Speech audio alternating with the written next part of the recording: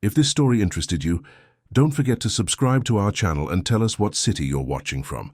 Let's continue. The mansion in a wealthy Kensington borough of London awoke every morning with the same precision as a Swiss watch. 6 o'clock in the morning, and the sound of the alarm echoed through the master bedroom, cutting through the silence of the still dark dawn. Robert Miller, 46 years old, a real estate mogul, extended a heavy arm and silenced the alarm clock with an automatic movement, the result of years of repeating the same gesture. He got up, without looking to his side, where Valerie slept soundly with a silk mask covering her eyes, her blonde hair spread across the pillow like an ad for expensive shampoo. Robert entered the Italian marble bathroom, turned on the shower, and let the hot water cascade over his tense shoulders. He was already thinking about the day's commitments as he mechanically soaped himself. A meeting with partners at 9, lunch with investors at noon, a visit to the new development at 3, a business dinner at 8. His schedule was always packed, every hour planned, every minute accounted for. There was no room for the unexpected. There was no room for anything that didn't generate profit. When he got out of the shower, a towel wrapped around his waist, he looked at his own reflection in the fogged mirror. A man with graying temples, pronounced dark circles, and expression lines that came more from tension than from age. Robert Miller was considered a successful man. He had built a real estate empire from scratch, working day and night, sacrificing everything for the company's growth. His towers and buildings dominated the London skyline. His name was respected, even feared.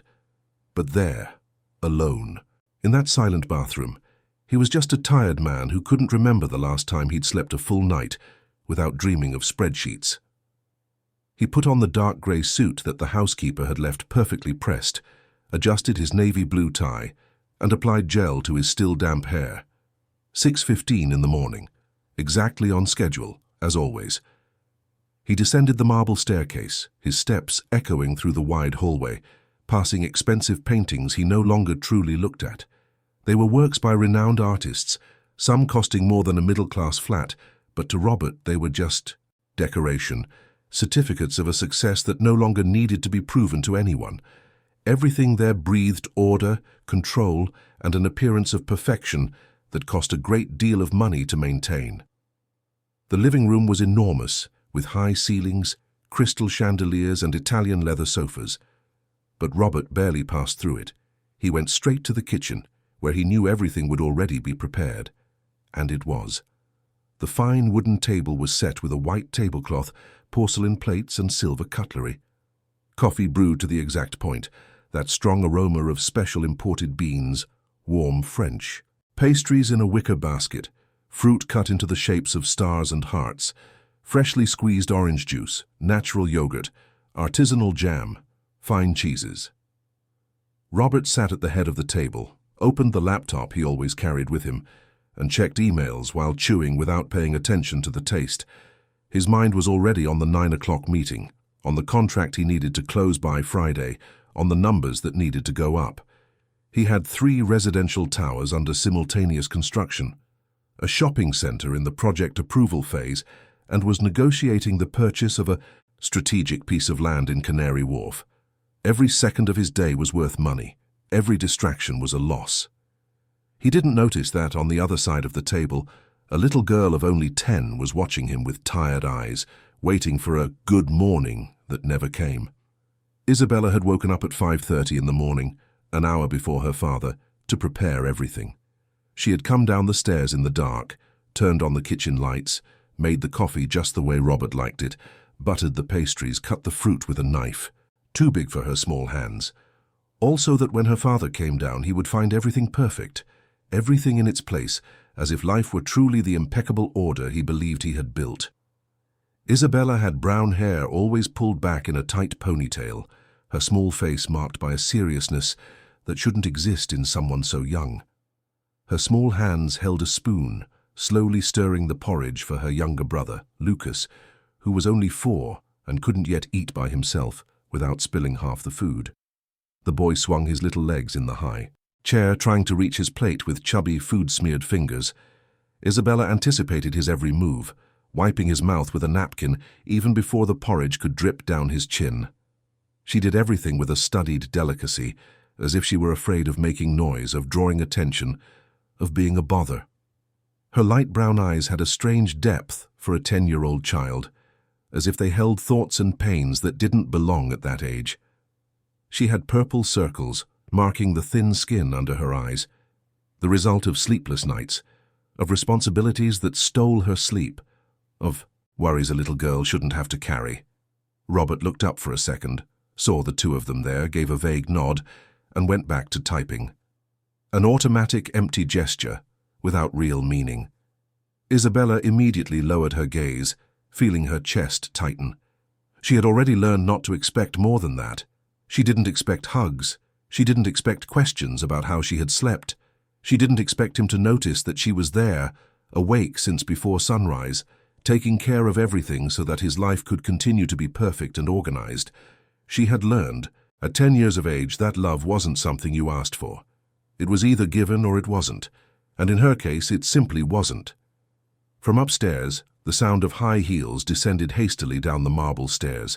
Each step echoed like a sentence, announcing the arrival of someone who never brought anything good.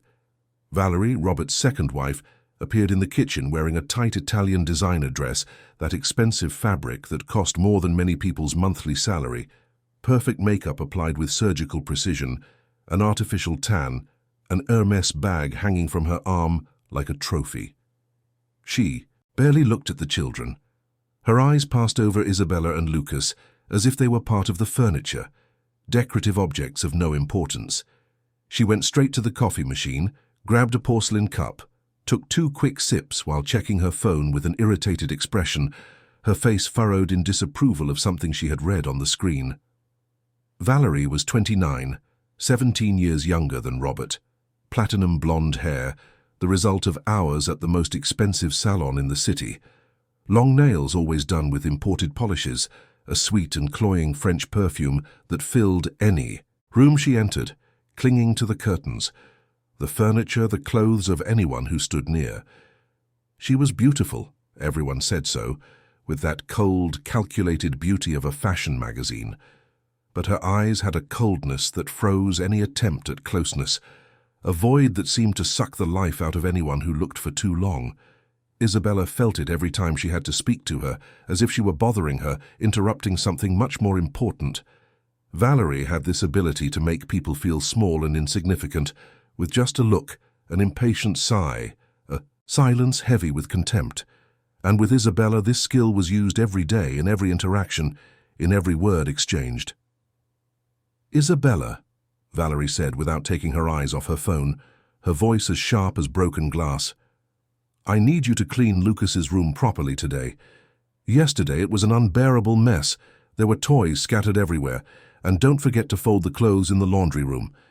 Sandra quit last week thanks to you and your antics, and I haven't hired another maid yet because it's hard to find anyone decent, so you'll have to manage and do the job right." Isabella swallowed hard, feeling her throat tighten. "Yes, Valerie. And use my proper name, girl. I've told you 1,000 times. I'm not your maid or your nanny. I'm your father's wife. I deserve a minimum of respect, which you apparently haven't been taught." The words came out like whip cracks. Isabella lowered her head, feeling her cheeks burn with a mixture of shame and anger. She wanted to scream, to say that she wasn't anyone's maid either, that she was only 10 and should be playing with dolls instead of doing laundry and housekeeping. But the words got stuck in her throat, as they always did, because Isabella had learned that complaining only made things worse, that confronting Valerie meant more yelling, more humiliation, more work given as punishment. Robert didn't even look up from his laptop screen. He continued typing as if nothing was happening, as if he wasn't hearing how his wife treated his daughter, as if it were normal, acceptable, just another insignificant detail of the domestic routine. Valerie picked up her expensive bag, tossed her platinum hair back with a practiced move, and walked out the front door without saying goodbye to anyone. The coo sound of her high heels gradually faded until it disappeared completely, swallowed by the distant noise of traffic from the main road. The silence that remained was heavy, suffocating. Isabella let out a breath she didn't know she'd been holding. Lucas started to cry softly, that restrained cry of someone who has already learned that crying loudly brings bad consequences. He always cried when Valerie left, as if feeling a relief mixed with fear that she might return, a confusion of emotions he didn't yet have the words to explain. At 4 years old, Lucas didn't fully understand what was happening, but his small body had already learned to react to danger, to the aggressive tone of voice, to the hostile presence. Isabella put down the spoon, picked up her brother, even though he was too heavy for her thin arms, and began to rock him slowly, humming a song their mother used to sing. Their real mother, the one Isabella still remembered with painful clarity, but whom Lucas had never really known. She had left when Lucas was just a 6-month-old baby. Nothing tragic had happened, no dramatic twist. Marina simply couldn't take it anymore. She couldn't stand the loneliness inside a marriage full of expensive furniture, but empty of affection. Couldn't stand Robert coming home in the middle of the night and leaving before sunrise. Couldn't stand being treated like another decorative piece in that perfect mansion. Isabella was 6 at the time and still remembered every detail of that day with cruel clarity. She remembered the sound of the suitcase being dragged across the marble floor, that hoarse sound of wheels on stone. She remembered her mother kneeling in front of her, holding her face with both hands, her eyes red from crying, saying she loved her more than anything in the world, but that she had to leave before she lost herself completely. She remembered asking, with the thin voice of a frightened child, if it was her fault, if she had done something wrong. She remembered her mother desperately denying it, hugging her tightly, promising that one day she would come back for her. She remembered the door closing, the heavy silence that followed, Robert going upstairs without a word, locking himself in his study for 3 days. Marina had tried to keep in touch for the first few months. She would call secretly when Robert wasn't there, talk to Isabella on the phone, tell her she was living with her sister in Manchester, that she was trying to find herself again, that she hadn't forgotten her. But the calls became less frequent. Once a week became once a month, which became every 2 months until they simply stopped. The last contact had been more than 2 years ago. A birthday card that arrived in the mail 3 months late, with some drawings of butterflies and a short message saying she loved Isabella forever. Robert had torn up the card in front of her, saying her mother had abandoned the family and didn't deserve to be remembered. Robert married Valerie a year later too quickly, like someone hiring to fill a vacant position in the company. Isabella still remembered the day he brought Valerie home for dinner for the first time. She had arrived all smiles, in a tight red dress, bringing expensive gifts for the children, speaking in that sweet, feigned voice that Isabella immediately recognized as false.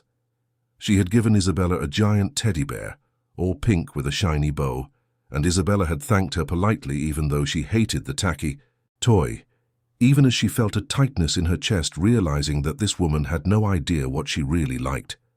For the first few months, Valerie kept up the facade. She pretended to care, asked about school, took the children for ice cream at the mall, took smiling photos with them and posted them on social media, with captions full of heart emojis. But after the wedding, the mask fell, and it fell fast. 3 months after their honeymoon in the Maldives, Valerie didn't even pretend anymore. She treated Isabella like a maid, completely ignored Lucas, and dedicated herself entirely to spending Robert's money at spas, beauty salons, designer clothes and trips with her friends. Isabella had quickly realized that this woman wasn't there for love or for them. She was there for the comfort, the money, the easy life the mansion offered. She was there for the possibility of never having to work again, of waking up late, of spending the entire day taking care of herself while other people took care of everything else. And Robert, too busy to notice, too blind to see, let it all happen. When Isabella tried to complain once, shyly and trembling, saying that Valerie was mean to them, Robert had sighed wearily and said she was being dramatic, that Valerie was a good woman, that Isabella needed to learn to respect his new wife. And Isabella never brought it up again. "Dad," Isabella called in a timid voice, almost a whisper. Robert continued typing, his fingers flying over the keyboard, responding to some urgent email that probably wasn't that urgent. "Dad," she tried again, a little louder, feeling her heart race, that mix of fear and hope she always felt when she needed his attention. He finally stopped looking at her, with an expression that mixed impatience and exhaustion, the face of someone being interrupted from something important. His eyes held no affection, no genuine curiosity. They only held haste. "What is it, Isabella?" His voice came out harsher than he probably intended. "There's a parent-teacher meeting at school today. The teacher asked for you to go. She said it's important, that she needs to talk about me." Robert sighed deeply, that exaggerated way of someone making a huge effort to maintain patience. He ran a hand over his face, rubbing his tired eyes. "Isabella, you know I have important commitments. I can't just drop everything to go to a school meeting. I have a company to run, serious responsibilities, people depend on me. But the teacher said she needs to speak with you in person. She said she tried calling, but you never answer." Isabella felt her voice falter, her eyes starting to burn. She held back tears. Crying in front of her father never changed anything. It only made him more impatient. "Everything is always important, sweetheart. The teacher wants to talk. The coordinator wants to talk. There's always someone who wants to talk. But I have to work. That's how we have this house, all these nice things. You understand, don't you? Or would you rather we lose all of this? Prefer to live in a small flat, go to a state school, not have any of what you have now?" The question was rhetorical, loaded with manipulation. Isabella knew this even at 10 years old. She knew her father was blaming her, making it seem like she was being ungrateful, selfish, asking for too much. But she nodded slowly anyway, because she didn't have the strength to argue, to explain that she didn't care about the big house or the expensive things, that she would rather live in a shack and have a present father than live in that cold, empty mansion. Good. Robert had already closed his laptop, was already getting up. "Then it's settled. Tell the teacher I'm busy, but she can email me if there's anything. I'll reply when I have time." "But Dad," Isabella tried one last time, her voice so low it was barely audible. "Please, just this once. It's really, really important." Robert was already adjusting his jacket, picking up his Italian leather executive briefcase. He looked at Isabella for a moment, and something flickered in his eyes. A flash of something that could have been guilt or perhaps just more exhaustion, but it passed quickly. "Isabella, don't insist. You'll understand when you're older. I'm going to work now. Be a good girl, take care of your brother, and we'll talk later." He left through the door without kissing his children, without looking back, without realizing that Isabella was left frozen in her chair, holding Lucas in her lap, the two of them alone in that huge, cold kitchen that cost a fortune, but didn't have an ounce of human warmth. The sound of the garage door closing echoed through the house, the noise of the luxury car starting, then driving away, and then only silence. The house fell silent. Isabella cleared the table, washed the dishes, put everything away in its proper place. Lucas tried to help, but his small hands only managed to get in the way. She smiled at him anyway, ruffled his hair affectionately, and told him he was the best helper in the world. Lucas laughed, that lovely laugh of a child who doesn't yet understand the weight of the world. After tidying the kitchen, Isabella got her brother's backpack, put clean clothes on him, brushed his teeth, combed his hair, put on his trainers. She did it all by herself while Lucas watched cartoons on the living room television. Then she got her own backpack, checked if she had done her homework, packed her pencil case, notebook, and the lunch she had prepared the night before. She looked at the clock. 7:30. She needed to leave soon, or they would miss the school bus. Valerie had returned while Isabella was getting things ready. She was locked in her room, talking on the phone, laughing loudly, probably chatting with a friend about some new restaurant, some trip she wanted to take. Isabella didn't say goodbye. She just took Lucas by the hand and left. The school bus honked in front of the gate. Isabella got on with Lucas, helped him sit down, fastened his seatbelt and sat next to him. Other children were chatting excitedly, laughing, fighting over toys. Isabella sat quietly, looking out the window, watching the city pass by. London was waking up, people rushing to work, street vendors setting up their stalls, stray dogs looking for food. Everything so alive, so full of movement, and Isabella felt so tired. At school, Isabella's teacher, Mrs. Martin, noticed the dark circles under the girl's eyes. She called her over after class, asked if everything was okay at home. Isabella smiled, said yes. She was just a little tired because she had stayed up late studying. Mrs. Martin didn't quite believe her, but she didn't press the issue. She knew some things children had to figure out on their own, or rather, she knew that adults weren't always ready to listen. The day passed slowly. Isabella paid attention in all her classes, did all the activities, helped the teacher hand out materials. At break time, while the other children ran and played, she sat under a tree, eating the lunch she had prepared, watching Lucas play with his little friends on the playground. He was laughing, happy, oblivious to everything. Isabella smiled. At least he could still be a child. When the bus brought them back home, it was already 4 in the afternoon. Valerie wasn't there. She had gone out again, probably to a beauty salon, an expensive shop, a meeting with friends. Isabella went inside, locked the door, took off Lucas's shoes, gave him a bath, dressed him in comfortable clothes, and put him in front of the television while she went to deal with the clothes that had piled up in the laundry room. The laundry room was at the back of the house, a small room with modern machines that Isabella still didn't know how to use properly. She took the clothes, separated the lights from the darks as she had seen the former maid do, added detergent, and pushed the buttons she thought were the right ones. The machine started to spin, making a loud noise that filled the silence of the house. While she waited, Isabella went to Lucas's room, made the bed, organized the scattered toys, and folded the clean clothes that were on the chair. Then she went to her own room, small and simple compared to the rest of the mansion. It had a single bed, a desk full of notebooks, and a shelf with a few books. On the wall were drawings she had made herself. They all had the same theme: rain. Rain falling on houses, on trees, on people, but always in some corner, a small patch of sun trying to peek through the clouds. Isabella sat on the bed, took out a notebook, and started to draw. She always drew when she felt lonely. It was the only thing that made her forget, for a few minutes, that she was only 10 and was taking care of an entire house, a little brother, and responsibilities that weren't hers. The sound of the front door opening broke her trance. Isabella quickly put away the notebook and ran down the stairs. Valerie was back. She was carrying several shopping bags, her face radiant, her eyes shining with satisfaction. She threw the bags on the sofa, took off her shoes, and went straight to her room without a word. Isabella went back to the laundry room, took the clothes out of the machine, and hung them on the line in the back garden. The sun was beginning to set, painting the sky orange and pink. It was beautiful.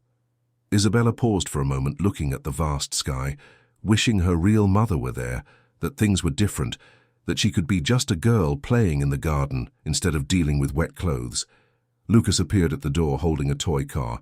"Bella, I'm hungry." Isabella dried her hands on her apron and smiled at him. "Let's make dinner then, okay?"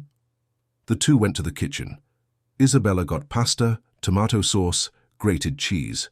She started cooking while Lucas sat on the floor playing. She stood on a stool to reach the pots, carefully lit the stove, stirred the pasta with a spoon too big for her hands. She did everything slowly, with attention, because she was afraid of making a mistake, of burning something, of spoiling it. When dinner was ready, she served 2 plates, called Lucas to the table, and sat next to him. They ate in silence. Occasionally, Lucas would tell her something about school, about his friends, and Isabella would listen attentively, asking questions, smiling, pretending everything was fine. Valerie appeared in the kitchen as they were finishing. She looked at the plates, at Isabella, and frowned. "Did you cook this?" Isabella nodded. "I hope you cleaned everything up properly afterward. I don't want to see a mess. And where's my dinner?" "I left it ready in the pot." Valerie huffed, got a plate, served herself, and ate standing up, looking at her phone. Then she left the plate in the sink without washing it and went up to her room. Isabella heard the door slam. She got up, washed all the dishes, cleaned the stove, put away the pots. Lucas was already sleepy, rubbing his eyes. She picked him up again, carried him to his room, laid him in bed, covered him with the sheet, and gave him a kiss on the forehead. Lucas fell asleep quickly, his breathing calm and innocent. Isabella went back to her own room, changed her clothes, and lay down in bed. She looked at the ceiling, feeling her body ache, her back, her arms, her legs. Everything hurt. But she couldn't complain. There was no one to complain to. She closed her eyes, trying to sleep, but sleep wouldn't come. It never came easily. She would lie there, staring at the dark ceiling, listening to the distant sounds of the city outside, feeling her body ache, her back, her arms, her legs. Everything hurt. But she couldn't complain. There was no one to complain to. Valerie would laugh at her, say she was being weak, dramatic, and her father wouldn't even really listen. She thought about her father, whether he would come home that night or sleep at the office again as he did 3 or 4 times a week. She thought about her mother, wherever she was, if she still remembered them, if she missed them, if she felt remorse for leaving. Isabella didn't blame her. At 10, she already understood why someone would run away from that house. What she didn't understand was why her mother hadn't taken her with her, why she had left her there, in that cold place, with that absent father and that cruel stepmother. She thought about Valerie, how nice it would be if she left too. If she just disappeared and never came back. The house would be lighter, more breathable. Isabella and Lucas could live alone, managing on their own, without anyone yelling, without anyone making demands, without anyone making them feel small and unwanted. She thought about Lucas, about the way he smiled even without understanding anything, even living in that heavy, suffocating environment. He was still pure, innocent. He didn't realize he was growing up in a loveless home, and Isabella wanted to protect that innocence for as long as she could. She wanted him to be happy, at least while he was too young to understand the truth, and she thought about herself, about what it would be like to have a real childhood, to play without worrying about dirty dishes, to run without thinking about laundry, to sleep without the fear of waking up too early to make breakfast, to be a real child, not this mature, overburdened version she had become. But that was a distant, unattainable dream, almost ridiculous in its impossibility. A tear trickled from the corner of her eye, wetting the pillow. Isabella quickly wiped it away, turned on her side and hugged the pillow, tightly. She couldn't let sadness take over. She couldn't give up. Lucas needed her. If she fell apart, who would take care of him? Who would protect him? No one. So she had to be strong. She had to keep going. She had to endure. Tomorrow would be another day just like this one, and the day after tomorrow and the next. An endless sequence of identical, heavy, tiring days. But she would endure, because she had no choice. Because it was either that or leave Lucas alone. And she would never, ever abandon her brother. Outside, the city remained, alive. Cars honked on the avenue, people returned from parties or went to night jobs, sirens wailed in the distance, the world turned, indifferent to the suffering of a 10-year-old girl locked in a small room in an expensive mansion. London never stopped. The city that never sleeps, they said. And Isabella didn't sleep either. She lay there, eyes open in the dark, body aching, heart heavy, waiting for dawn to start all over again. But time has a cruel way of collecting on what has been ignored. And soon, very soon, a phone call would tear through that rehearsed silence, that numbed routine, that false, perfect order. Robert would finally wake up to the reality he had created, a reality where he was the most absent father in the world, and his daughter was dying inside, one day at a time, carrying a burden alone that should never have been hers. A reality where love was measured in expensive furniture and money in the bank, but never in hugs, presents, or true attention. For now, on that cold London winter night, with the wind rattling the windows and the rain beginning to fall outside, Isabella just closed her eyes and tried to sleep, because tomorrow she would wake up at 5:30 again, make breakfast again, take care of Lucas again, and pretend everything was fine again. It was all she knew how to do. And Robert, who at that very moment was closing a multi-million-pound deal in a very expensive Japanese restaurant in Canary Wharf, celebrating with sake and empty laughter, had no idea his daughter was suffering. No idea that an emotional time bomb was ticking inside his own home. No idea that soon everything would fall apart, and when it did, there wouldn't be enough money in the world to fix it. The weeks passed and the routine continued relentlessly. like a well-oiled machine that could never stop. Isabella woke before the sun, always at the same time, 5:30 in the morning, when the city was still dark and quiet. Her body had already developed an internal clock. She no longer needed an alarm. She would open her eyes on her own, still tired, still sleepy, but knowing that work was waiting. She would get up slowly, her body aching in a way no child should, her back especially. She carried Lucas so much that her small back had developed a constant dull pain that never completely went away. But she didn't complain. She had learned that complaining was just words thrown to the wind. She would go down the stairs in the dark, turning on only the necessary lights to save energy, because Valerie would yell when the bill came high. She prepared the coffee the way her father liked it, strong and bitter. She cut fruit with a knife that was too big for her hands, but which she had learned to handle with care. She buttered the pastries, warmed milk for Lucas's porridge, and set the table with a clean tablecloth and folded napkins. Everything had to be perfect, perfect for people who didn't even notice the effort behind that perfection. Then she would go back upstairs, gently wake Lucas, change his nappy if he had wet the bed, clean him, wash him, and dress him in clean clothes she had washed the night before. She brushed his little teeth, combed his hair, put on his trainers. Lucas was docile, letting her do everything, sometimes still half asleep, yawning, rubbing his little eyes. Isabella did everything with an automatic, mechanical affection, because that's what one did. That's what had to be done.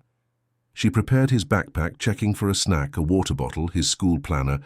She prepared her own backpack, grabbing the heavy notebooks, the books she barely had time to read properly because she came home so tired, the letters danced before her eyes. She would go downstairs again with Lucas by the hand, serve breakfast, sit next to him, wipe his mouth every time he got dirty. Robert always came down at 6:15, like clockwork. He would sit, eat, type, he rarely spoke, he rarely looked. Isabella had stopped hoping he would. Ask how she was, how her day had been, if she needed anything. Those questions no longer came. Perhaps they never really had. School started at 8:30. The school bus honked at 8. Isabella would take Lucas by the hand, leave the house, and lock the door because Valerie was still asleep and wouldn't wake up for anything. She would get on the bus, help Lucas sit, fasten his seatbelt, and sit next to him. Other children talked, laughed, played. Isabella sat quietly, looking out the window, watching London slowly wake up. Tall buildings, traffic starting to build, people running to catch the tube. Everyone had their lives, their problems, their routines, and she had hers. At school, the lessons dragged on. Isabella tried to pay attention, but it was difficult. Her mind kept thinking about what she needed to do when she got home. There were piles of laundry to be done. Lucas's room needed to be tidied. The kitchen needed to be cleaned again. The downstairs bathroom was dirty. Valerie would complain if everything wasn't spotless. She always complained. Mrs. Martin, her English teacher, noticed that Isabella was distracted. She called her over after class, asked her to stay for a bit. The other children ran out for break time, shouting, playing, jumping. Isabella remained seated at her desk, waiting. Robert continued to arrive late and leave early. His business was thriving like never before. He had just closed the purchase of a strategic plot of land in West London, was negotiating the construction of 2 residential towers in Clapham, and had secured a major contract with a luxury hotel chain. The money was flowing in, the numbers were rising, and praise from his partners was frequent. He was at the peak of his career, being called a visionary by the specialized press, giving interviews to business magazines, participating in panels at industry events. He was the man of the moment, the successful entrepreneur who had built an empire from scratch. But at home, he was just a figure who appeared fleetingly, always in a hurry, always distracted, always thinking about something else. Sometimes days would pass without him exchanging more than 2 words with his children. He would pass Isabella in the hallway and just give a vague nod as if greeting an employee. He would see Lucas running through the living room and just ask him to make less noise because he was on a video conference. His presence in the mansion was physical, but not real. He was like an expensive ghost wearing an Italian suit. Valerie, on the other hand, was increasingly absent and increasingly cruel in the rare moments she was present. She spent entire days out at spas, salons, gyms, having lunches with friends in expensive Mayfair restaurants. She always came back late at night, often slightly drunk on champagne, carrying shopping bags, talking loudly on the phone about completely frivolous things. And when she crossed paths with Isabella, she always had some sharp criticism to offer. The house is a mess. Lucas's room smells bad. The clothes are poorly folded. The food was bland. You left a dirty glass in the sink. You didn't clean the bathroom properly. Always something. Always a complaint. Always a way to make Isabella feel inadequate, incapable, small. Isabella tried to do everything perfectly, but the more she tried, the more mistakes she made due to exhaustion. Her grades at school began to drop. Mrs. Martin, the teacher, called her in to talk twice, concerned. She asked if everything was okay at home, if she was sleeping properly, if she was eating well. Isabella smiled, said yes, she was just a bit tired because of exams. Mrs. Martin didn't believe her, but there was little she could do.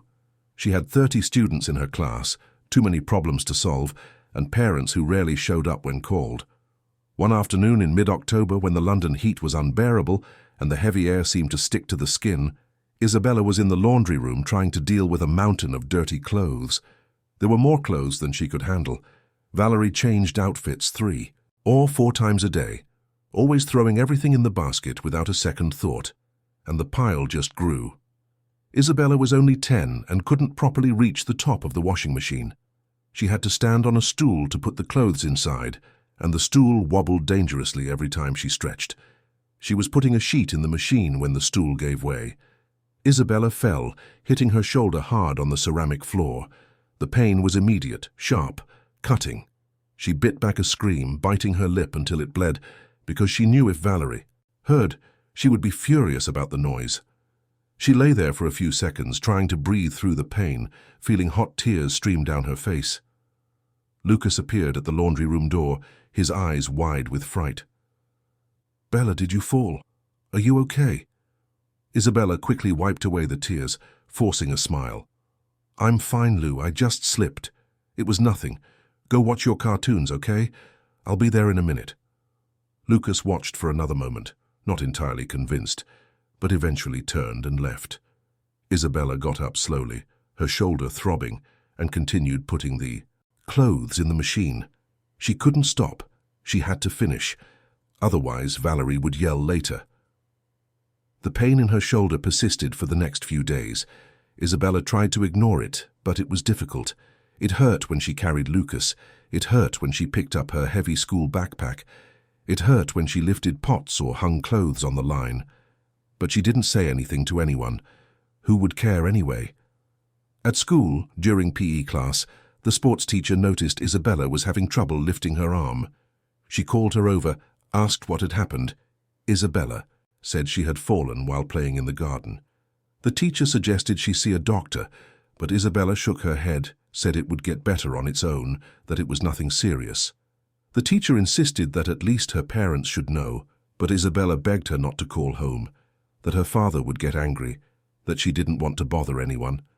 The teacher, torn between concern and respecting the child's wishes, eventually let it go. Mrs. Martin pulled up a chair and sat in front of Isabella. She was a woman of about 45 with greying hair and kind eyes behind her glasses. She had been a teacher for over 20 years and knew the signs of a child in distress when she saw them. "Isabella, are you all right?" Her voice was soft, concerned. "I've noticed you've been very tired lately. Your grades have dropped in the last few weeks. You always get such good marks." Isabella fidgeted with her hands, not knowing where to look. "I'm fine, Mrs. Martin. It's just that I've had some difficult exams." "It's more than that." Mrs. Martin leaned forward. "You have deep, dark circles under your eyes. You doze off during lessons. You don't play at break time anymore, and look at your hands." Mrs. Martin gently took Isabella's hands, turning them palm up. The palms were calloused, the fingers had small cuts, the nails were bitten to the quick. They were the hands of someone who did heavy labor, not the hands of a 10-year-old girl. What have you been doing to make your hands look like this? I help around the house, Isabella replied quietly, pulling her hands back and hiding them under the desk. It's nothing much. Helping around the house is one thing, but this, Mrs. Martin pointed to where her hands had been, is hard labor. Are you washing clothes by hand? Cleaning the entire house? Isabella didn't answer. She just looked at the floor, feeling her cheeks burn. Where is your mother, Isabella? Why isn't she doing these things? My mother left when I was little. Now it's just my dad and Valerie, his wife. And do they know you're doing all this work? Isabella shrugged, a tired, resigned gesture that seemed too old for her. We don't have a maid at the moment, so someone has to do it. But you're a child. Mrs. Martin was visibly disturbed. This is not your responsibility. Your father needs to hire someone, or his wife needs to do these things, but not you. It's okay, Mrs. Martin. Isabella forced a smile. I can handle it. It's not that hard. Isabella, look at me. Mrs. Martin waited until the girl lifted her eyes. This is not right, and you know it. I need to speak with your father. I need him to come here so we can talk about how you're doing. No! Isabella stood up suddenly, frightened. Please don't call him. It will make everything worse. He'll get angry, he'll think I'm complaining, and Valerie will get even worse. Worse how? She already doesn't like me. If she finds out I've told someone about us, she'll be furious. She'll give me more work to do, she'll yell more. Please, Mrs. Martin, don't call my dad. Mrs. Martin fell silent, torn. She knew she should insist that this situation was clearly not right, that a child shouldn't be carrying so much on her shoulders, but she also knew that ill-conceived interventions sometimes made things worse for the children. And Isabella was desperate, pleading with her eyes, trembling with fear at the mere thought of the consequences. All right, Mrs. Martin said finally, with a heavy sigh. I won't call now. But, Isabella, listen carefully to what I'm about to say. If things get worse, if you need help, you come and talk to me. Anytime. Promise? Isabella nodded, relieved, and tried to get more rest. Try to ask for help. You don't have to do everything alone. Isabella nodded again, but they both knew she wouldn't ask for help. Because when you learn from a young age that no one comes when you ask, you stop asking. You just stop.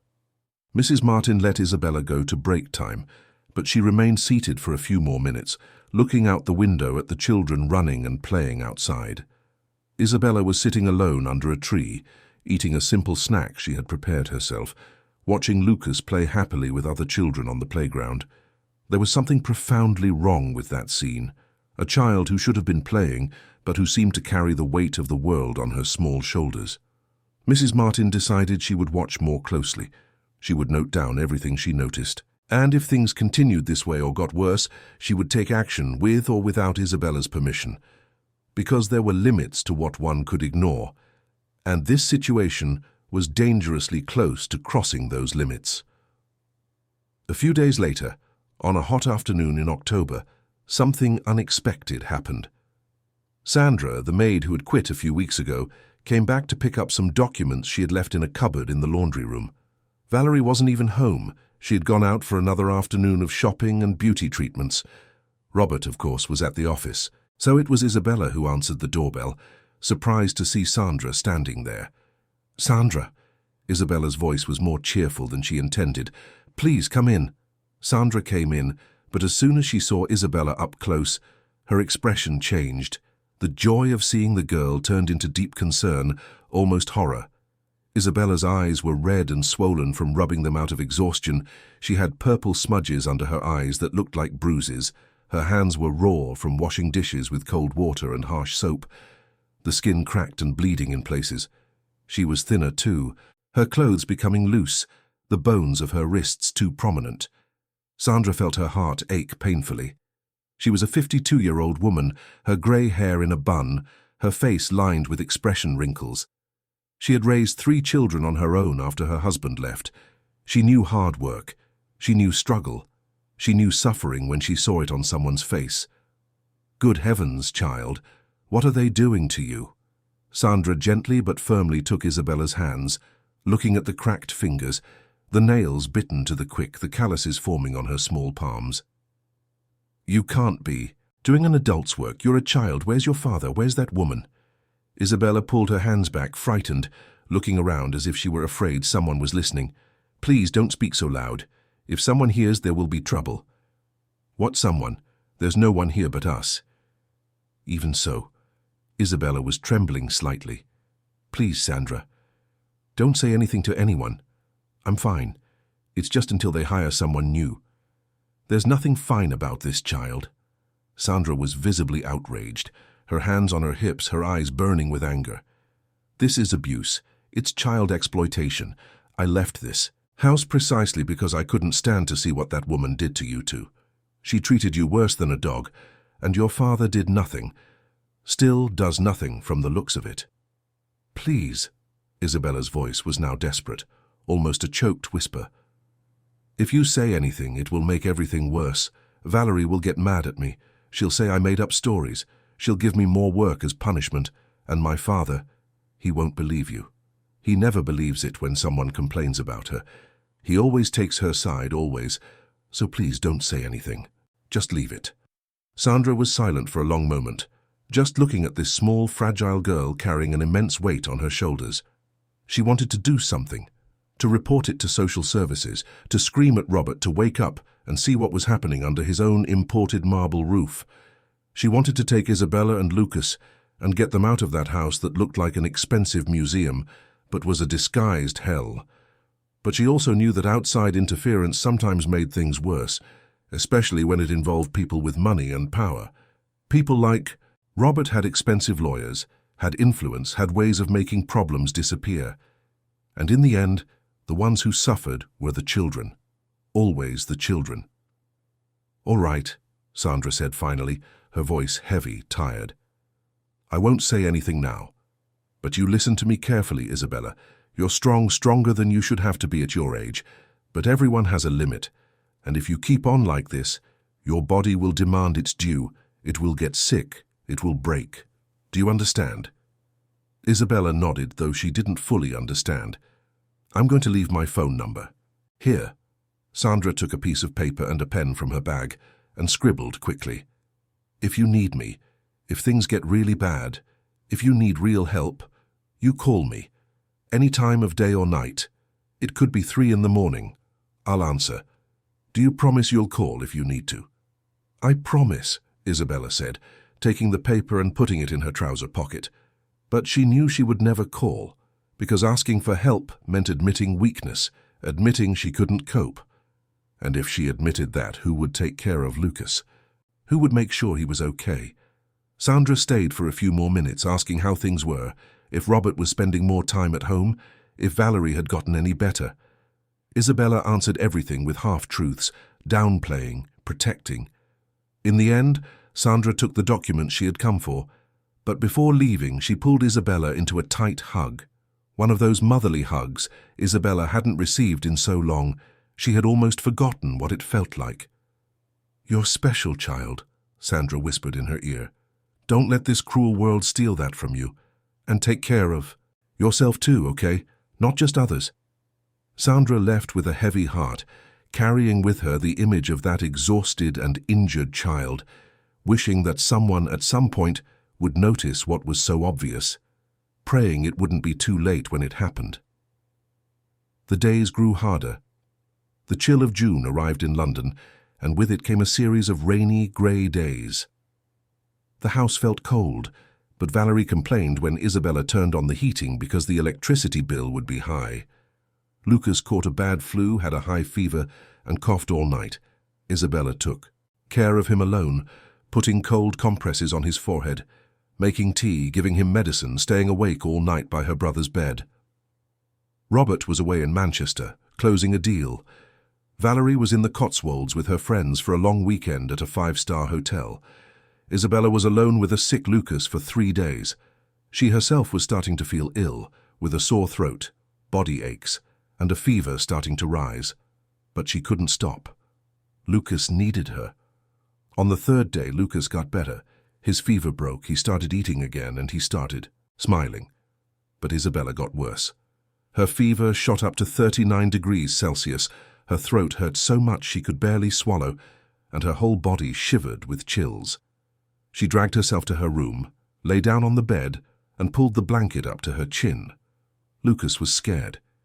He appeared at the bedroom door, holding a teddy bear. "Bella, are you sick? Do you want me to call someone?" Isabella tried to smile, but it came out as a grimace. "No need, Lou. It's just a flu. It'll pass. Can you go watch TV? And if hungry, there are biscuits in the kitchen. Just don't touch the stove, okay?" Lucas nodded but stood there looking at his sister with worried eyes. Even at just 4 years old, he could tell something was very wrong. "Bella, do you want me to stay here with you?" Isabella felt her chest tighten. She wanted to say yes, that she wanted company, that she was scared, that she didn't want to be alone. But instead she shook her head. "No need. Go play. Your sister is just going to sleep for a little while." Lucas left slowly, looking back several times. Isabella closed her eyes, letting the tears fall. She was exhausted, sick, alone, and no one even knew. No one cared. Valerie returned from the Cotswolds late that afternoon, radiant, tanned, and laden with shopping bags. She entered the house talking loudly on the phone, laughing at some joke someone had told. She passed Isabella's room without even looking inside. She went straight to the master bedroom, took a long bath, got ready, and went out again for dinner with a friend. Robert returned from Manchester 2 days later. He arrived late at night, tired from the trip, carrying his executive briefcase and laptop. He went straight up to his room without checking on his children. The next morning, when he came down for breakfast, he found it strange that the table wasn't set. He found the silence of the house strange. He called for Isabella. No one answered. He went to her room and opened the door. The girl was lying in bed, pale, sweaty, and shivering. Robert felt a tightness in his chest, a pang of something that could have been concern or perhaps just inconvenience. "Isabella, are you sick?" She opened her eyes slowly, tried to speak, but her voice came out hoarse and weak. "I have a fever, Dad. I think I caught Lucas's flu." "How long have you been like this?" "A few days." "A few days." Robert frowned. "And why didn't you say anything? Why didn't you call me?" "You were traveling. I didn't want to bother you." "Isabella, this is serious. You should have at least told Valerie." Isabella didn't answer.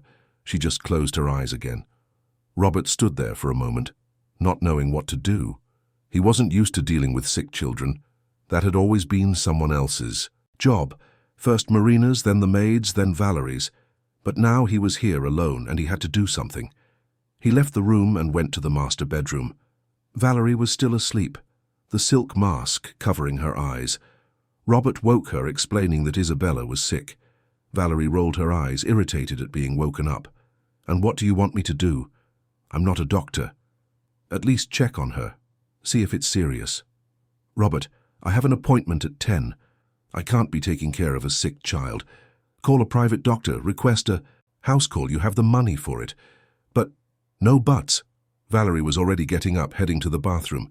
"You always solve everything with money anyway. Solve this too." Robert returned to Isabella's room, feeling a confused mix of anger, helplessness, and guilt. He called his secretary and asked her to schedule an urgent house call. Then he sat there on the edge of the bed, looking at the daughter he barely knew. "Isabella, have you been taking medicine?" "There's some in the first aid kit. I took some." "And Lucas, is he okay?" "Yes, he's better now." "Did you take care of him by yourself when he was sick?" Isabella nodded without opening her eyes. Robert felt something strange in his chest. It was as if he were seeing his daughter for the first time. He saw the deep, dark circles, the pale skin, the small, bruised and calloused hands. He saw a child who had been forced to grow up too fast, to carry responsibilities that weren't hers. And for the first time in a long time, Robert wondered if he was doing the right thing. If always working, always being absent, always being too busy was really the best way to care for his family. But it was just a fleeting thought, a small spark that was quickly extinguished by the force of habit, the urgency of his routine, the need to get back to the office. The doctor arrived an hour later, examined Isabella, and said it was a bad flu but would pass with rest and proper medication. He prescribed antibiotics, fever reducers, and a week of rest. Robert paid for the consultation, thanked him, and the doctor left. "Isabella will be fine," Robert told himself as if trying to convince himself. "It's just a flu. Kids get the flu all the time. It's normal." And with that fragile justification, he returned to his office that same afternoon, leaving Isabella alone again, feverish and exhausted, taking care of herself as she always had. Because deep down, Robert still hadn't understood. He still hadn't woken up. He was still living in that comfortable bubble of denial, believing that everything was under control, that life was the impeccable order he saw on the polished surfaces of his mansion. But the reality was there, hidden in the details he refused to see. In his daughter's bruised hands, in her deep dark circles, in her resigned silence, in her drawings of rain, in her unmade requests, in the screaming loneliness of a child who had learned that love was not something to be expected, only something to be seen from a distance in others. And that reality was about to explode in his face in a way he could never have imagined. Because the human body has limits, and Isabella's was rapidly reaching its own. November arrived, bringing with it the suffocating heat of London, that humid warmth that clung to the skin and made everything more difficult. The afternoons were especially heavy, the air still, without a single breeze to offer relief. Isabella felt as if she were carrying double her usual weight. Every movement required a conscious effort, getting up, walking, breathing. Everything seemed more tiring than it should be. Her small body was reaching its limit, sending out warning signs that she desperately tried to ignore because she had no choice. Stopping was not an option. Giving up was not in her vocabulary. Her back ached constantly now. It was no longer that fleeting pain that came and went. It was a constant presence, a weight. That increased with each day, a dull burning that started at the base of her spine and radiated upwards, downwards and sideways. Isabella was only 10, but she already knew intimately the meaning of chronic pain, of a physical exhaustion that went beyond normal tiredness.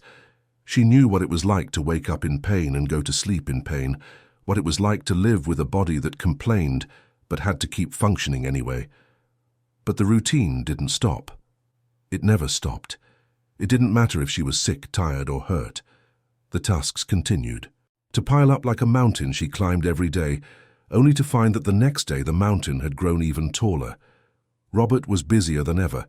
He had managed to close 3 major deals in the same month and was now immersed in endless meetings, business trips, and dinners with investors. He would get home after midnight and leave before 6 in the morning. Whole days would pass without him exchanging more than 2 words with his children. Valerie was even more absent and more cruel. She had discovered a new aesthetic clinic in Mayfair and spent entire afternoons getting facials, massages, and lymphatic drainage.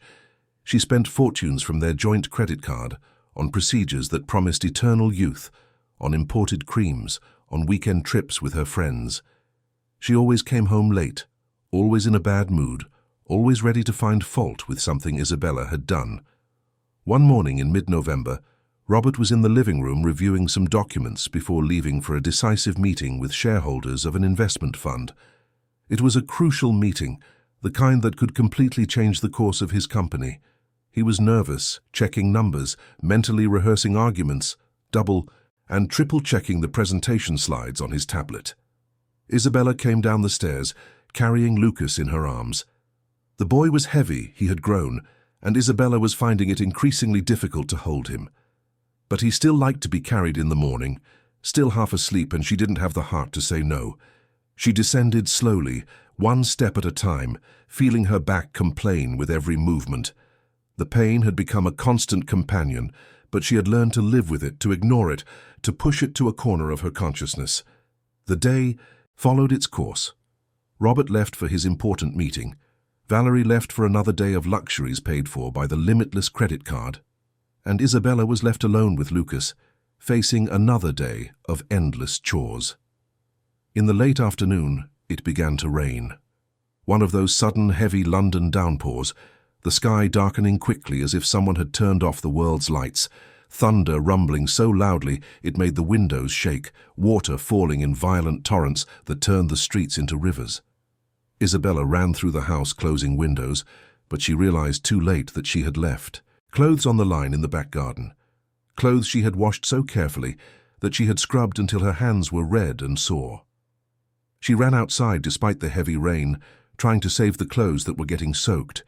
The ground was slippery, wet, treacherous, covered in a film of water that reflected the dark sky. She grabbed the clothesline, trying to reach the water-heavy sheets, stretching her thin arms as far as she could, but her feet slipped. It happened so fast, she didn't even have time to brace herself. 1 second she was standing, the next, she was falling, the world spinning around her in slow motion. She landed hard, her back slamming against the cold, wet concrete. The pain was unbearable, blinding, paralyzing, as if someone had driven a red-hot blade through her spine. She lay there in the rain for a few seconds that felt like hours, unable to move, unable to breathe properly, the world spinning around her, black spots dancing before her eyes. The rainwater fell on her face, mixing with the tears that began to fall uncontrollably.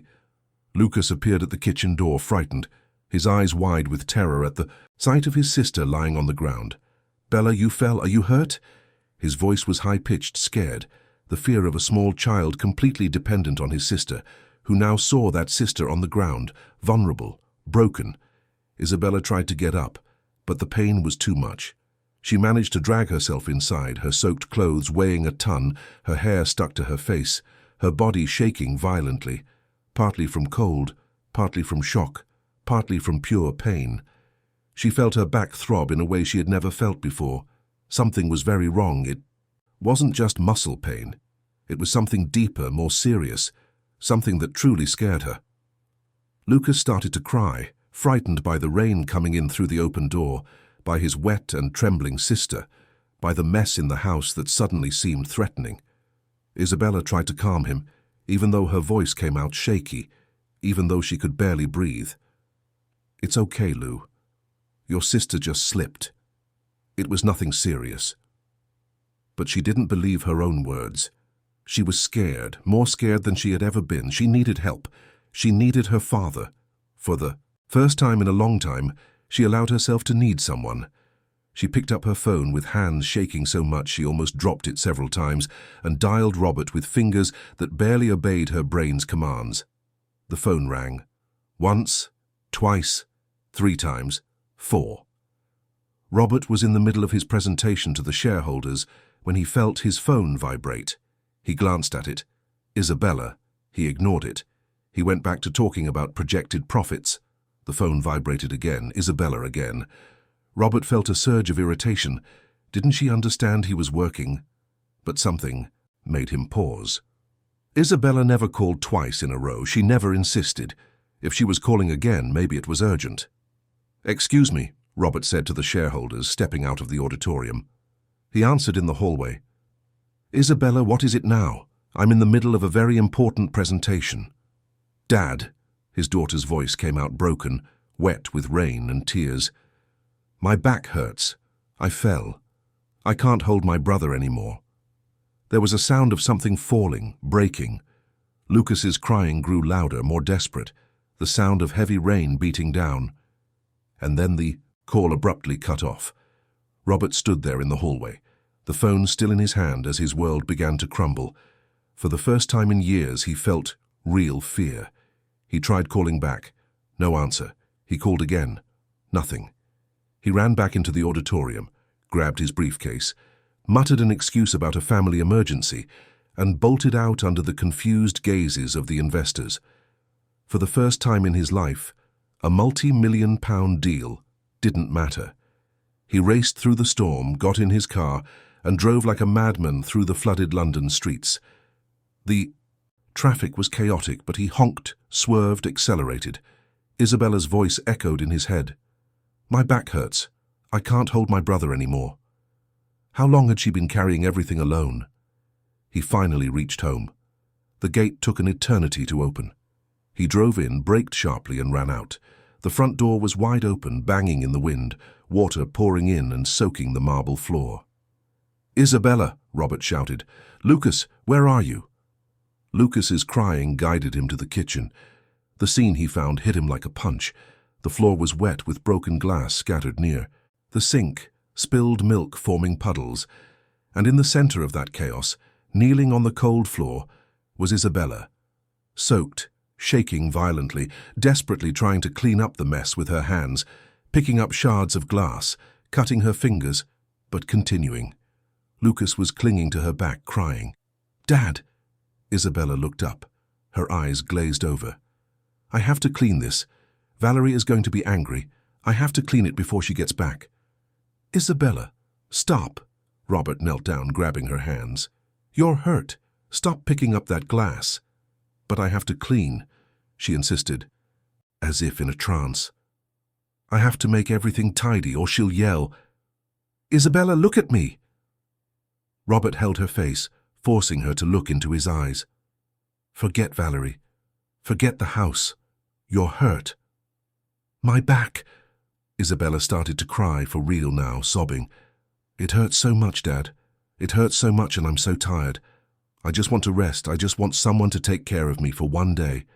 Just one day." Robert felt his chest tear apart. He picked up his daughter in his arms, feeling how light she was, too fragile, too small for everything she had carried. Lucas clung to him too, crying.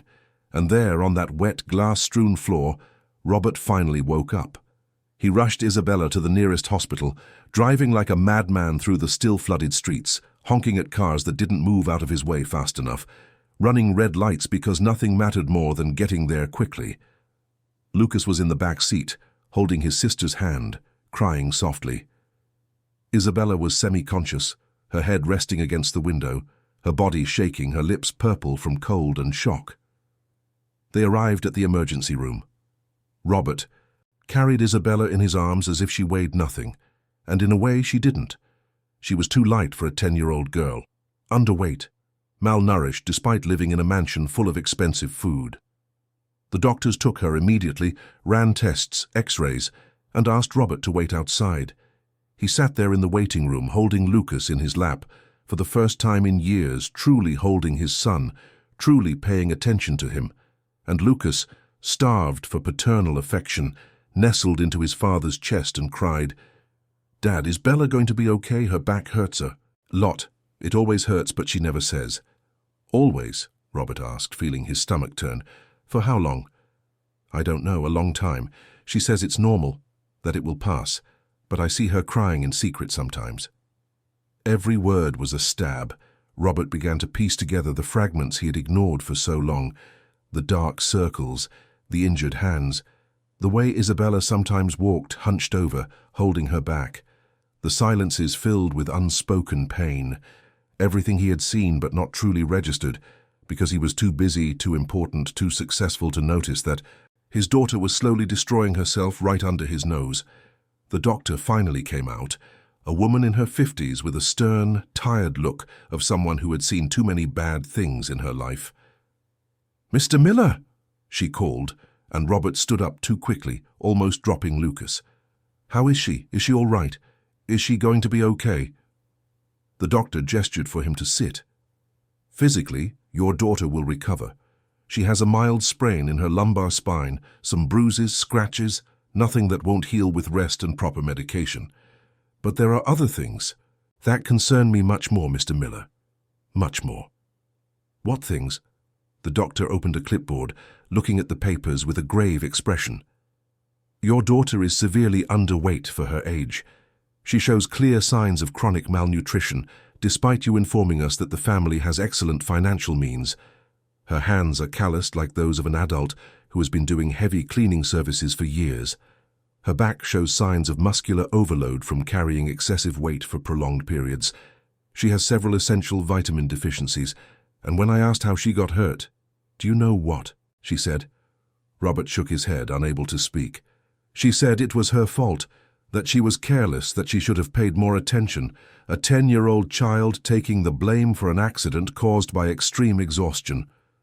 The doctor took off her glasses and looked directly into Robert's eyes. "Mr. Miller, I need to be very clear with you. What I see here are signs of forced child labor, of parental neglect, of a child being forced to take on adult responsibilities to the point of seriously compromising her physical and emotional health. This is very serious. If this continues, there will be permanent consequences not only for her body but for her mind. Robert felt his legs weaken. He sat down again, holding Lucas too tightly without realizing it. "I didn't know," he whispered. "I swear I didn't know it was this bad." "With all due respect, sir," the doctor said with a cutting hardness, "not knowing is not an excuse when it comes to your own children. The question you need to ask yourself is, why didn't you know? Why didn't you notice? Where were you while your daughter was destroying herself taking care of an entire house on her own?" The words echoed in Robert's mind like a sentence. Where was he? At the office, in meetings, on trips, at business dinners, building an empire, accumulating money, winning Entrepreneur of the Year awards, while his daughter was slowly dying in his own home. Robert heard every word as if he were being condemned.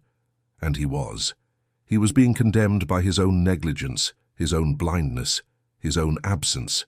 He returned home with Isabella and Lucas that night, but something in him had changed irreversibly. He started by looking at the house's security cameras, something he had never done before. Hours of recordings revealed a brutal truth. Isabella taking care of her brother alone, washing dishes with hands too small, preparing food, cleaning, slipping, getting up, falling, trying again. All while Valerie was getting ready to go out, talking on the phone, completely ignoring the children. He also saw the joint credit card statements, absurd amounts spent on spas, clothes, restaurants, hotels, while his daughter was fainting from exhaustion in her classroom. In the following days, Robert started coming home earlier. He witnessed every detail he had ignored for years. Isabella washing clothes with her little hands red from the cold soap, serving her brother carefully, walking tiredly, falling asleep in corners of the house. When he confronted Valerie, she reacted with cynicism and anger. "It's your fault for leaving me alone with these children who aren't even mine. If you don't pay attention, someone has to do the work." "Work?" Robert felt his anger rise. "She's 10 years old. She should be playing, not washing your expensive clothes while you spend a fortune on nonsense." The argument escalated. Truths were spoken. Valerie revealed she had only married him for the money, that she had never wanted to be a stepmother, that the children were a burden she had never asked to carry. Robert, finally seeing the woman for who she really was, asked for a divorce that same night. Valerie left the house without goodbyes, only financial demands that he met just to see her leave quickly. The house, for the first time in years, could breathe. But Robert knew that removing Valerie wasn't enough. Removing the external problem didn't heal the internal damage. He needed to learn to be a real father, not just a financial provider who signed checks and thought that was enough. He needed to relearn how to live, how to be present, how to truly care. He started by waking up early to make breakfast for the children. The first coffee was too watery. The second was burnt. The third overflowed because he put in too much water. On the fourth day, when he finally managed to make a decent coffee, Isabella came downstairs, saw her father in the kitchen with an apron tied around his waist, trying to fry eggs without breaking the yolks, and she laughed. A genuine, spontaneous laugh, the first in months, and that sound was the most beautiful thing Robert had ever heard in his entire life. It was worth more than any applause at a business event, more than any corporate award, more than any compliment from an investor. He learned to make rice. He burned it the first day, it was mushy the second. On the third, he forgot to add salt.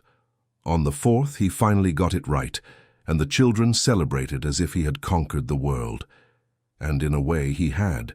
He had conquered something much more important than markets and contracts. He learned to give Lucas a bath, who was only 4 and loved to play with water. He splashed water everywhere, soaped up his father's hair, and laughed that wonderful way only a small child can. Robert found himself laughing along, truly laughing, not that social, empty laughter from corporate dinners, but a real laugh that came from within, that warmed his chest. He learned to help Isabella with her homework and discovered he had an incredibly intelligent daughter. She read quickly, understood complex concepts, and asked profound questions. When she had time to actually study, when she wasn't too exhausted to think, she shone. And Robert wondered how many other things he had missed by not paying attention. how many talents she had that he would never know because he had been too busy to look. He learned to ask how their day was and to truly listen. Not that distracted listening while scrolling on his phone, but real listening with eye contact, with genuine interest. He discovered that Lucas loved to draw dinosaurs, that Isabella liked to read books about stars and planets, that they both had nightmares sometimes and needed someone to tell them everything was okay. He discovered that being a father was much more than paying bills. It was being there, simply being there. He hired a new housekeeper, but this time he was very clear. Mrs. Martha, a 60-year-old lady with kind eyes and decades of experience caring for homes, received clear instructions. The children are children, not helpers. They do not wash dishes. They do not clean the house. They do not do heavy labor. If you need help taking care of them, that's fine, but the housework is yours, not theirs. Mrs. Martha accepted with a smile and quickly became a loving presence in the house. She didn't replace a mother, but she was a grandmother at heart, someone who baked cakes on weekends, who told stories, who gave hugs when they were needed. Isabella found it strange at first, when Mrs. Martha took the dishes from her hand, saying that children don't wash plates. She didn't know what to do with her empty hands. When Robert told her she no longer needed to wake up early to make breakfast, she woke up anyway out of habit and felt lost in her own room. Not knowing what to do with that free time, she no longer knew how to be a child. She had forgotten. But slowly she began to let go. Robert bought colored pencils, drawing paper, and encouraged her to start drawing again. At first, the drawings were all dark. Heavy rain, black skies, solitary figures. But as the weeks went by, small details of light began to appear. A shy sunbeam from behind the clouds, an illuminated window in a dark house, a hand reaching out to another, small signs of hope being born amidst the pain. The transformation was neither easy nor quick. Robert had to completely reorganize his life. He delegated more at the company, refused unnecessary trips, and left the office earlier. He lost some business because of it, but he gained something far more valuable. He got his children back, or rather, he got them for the first time. In time, inspired by the call that changed his life, Robert created a foundation dedicated to children carrying invisible pains at home. He named the project the Strong Backs Foundation, in reference to his daughter's complaint on that rainy night. In his inaugural speech, he confided to the public, "Not all pain comes from a fall. Some comes from the absence of those who should have been there to catch you." The video went viral on social media. Thousands of people shared their own stories of stolen childhoods, of responsibilities that were not theirs. But Robert wasn't seeking fame or applause. He was seeking redemption. The years passed.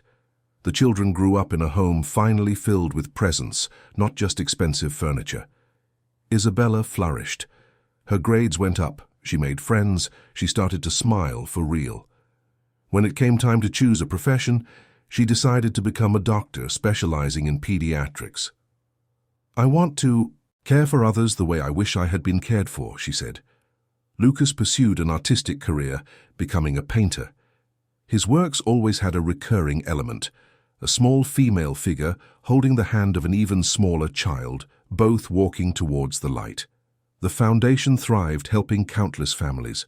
Robert grew old, his hair turning completely gray, his wrinkles deepening, but for the first time in decades, his eyes had a true sparkle.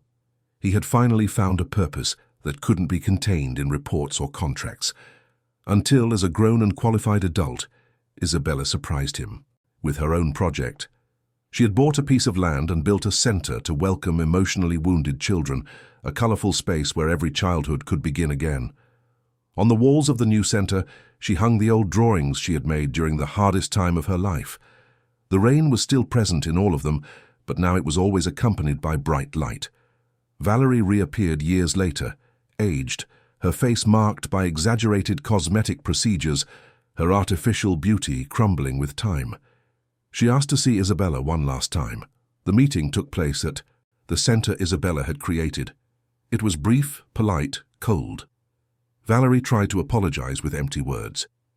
Isabella listened in silence, then said only, "I forgive you, because carrying anger hurts me more than it hurts you." But forgiving isn't forgetting, and I will never forget. Valerie left that meeting smaller than she had entered. Isabella continued her life, light, free, healed. Finally, when Robert turned 70, he did what he had planned for a long time. He handed over the full directorship of the foundation to Isabella, recognizing that she represented the new generation of what he had started. So late. At the transfer ceremony, he stood at the door watching his daughter give a speech to an emotional audience. The afternoon sun illuminated the paintings on the walls, the laughter of the children being helped echoed through the corridors, and Isabella, the same girl who had carried her brother in her arms while suffering in silence, was now guiding an entire future. Robert felt tears stream down his aged face. They were tears of pride, of gratitude, but also of remorse for the lost years. Lucas, now a 26-year-old man, appeared beside him and placed a hand on his father's shoulder. "You did what you could with the time you had, Dad, and that saved us." Robert nodded, but he knew the truth. It wasn't he who had saved them. It was Isabella who had saved Lucas. And it was that desperate phone call, that broken phrase in the storm, that had finally saved Robert from himself. Thus the story ended not with a rupture, but with reconstruction, of a father who once failed but learned to mend, of a girl who turned pain into purpose and made her own suffering a bridge to help others, of a family that, though broken, found new ways to exist, to love, to be. All because one rainy November afternoon, a short phone call cut through the life of a man too busy to realize he was losing the most important thing. "Dad, my back hurts. I can't hold my brother anymore." And from that pain, healing was born. From absence, presence was born. From silence, a voice was born. And from a stolen childhood, a mission was born to give back childhoods to those who need them. Because in the end, love is not in marble mansions, imported cars, or multi-million-pound contracts. Love is in the hands that catch you when you fall, in the presence when you need it, in the voice that answers when you call. And Robert, though he learned late, learned well. He spent the rest of his life teaching other fathers not to make the same mistakes, not to let work steal their family, not to trade moments for money, not to ignore the silent pleas of those who need them most. And Isabella, who was once the invisible child, became the light that illuminates the path for other children lost in the darkness. Because those who have known pain have the unique power to transform it into healing. Those who have carried burdens alone know better than anyone how to extend a hand to those who are still carrying them. The rain in the drawings continues to fall. But now there is always light, always hope, always the promise that even the harshest storms pass, and that after them, if we have the courage to change, we can find not just the sun, but an entire rainbow. End of story. Dear listeners, we hope the story of Robert, Isabella, and Lucas has deeply touched your hearts. If you were moved by this journey of pain, absence, and reconstruction, please leave a like, subscribe to the channel, and tell us in the comments which moment resonated with you the most. Every day, we bring intense stories like this one, which reveal the deepest side of the human soul and make us reflect on what truly matters in life. We look forward to seeing you in the next episode with another narrative that will stir your emotions.